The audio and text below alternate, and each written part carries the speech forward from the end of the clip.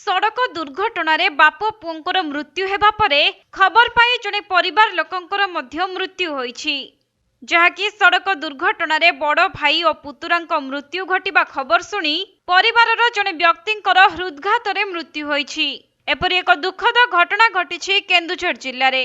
तेबे मृतक माने हेउछन्ति कांडे मुंडा, तांको पुओ लक्ष्मण मुंडा और लक्ष्मणक दादा समरा मुंडा एवं समस्तंक घर बारिगारे बोली जଣା पड़िछि। मिलिथिबा सूचना अनुसार आज सकाळ प्राय 9टा समय लक्ष्मण निज बापांको सह स्कूटी रे बसी बांकपाटुली साप्ताहिक हाट करी फेरुथिले एवं सही समय पिपिड़िया छक निकटरे केन्दुझर पटु आसुथिबा एक रोड बोझेई ट्रक सेमानंकु धक्का देइथिला। फलरे घटनास्थल रे बाप पुओंकर मृत्यु होईछि।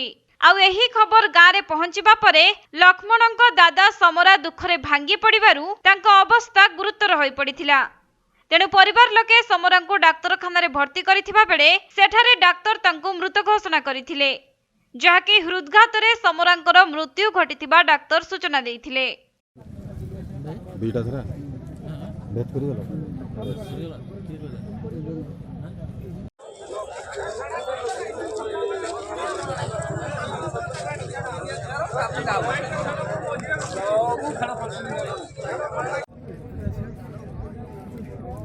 केन्दुझर जिला बड़बिलरु दीपेश कुमार बेहेरांको रिपोर्ट, कोणार्क लाइव।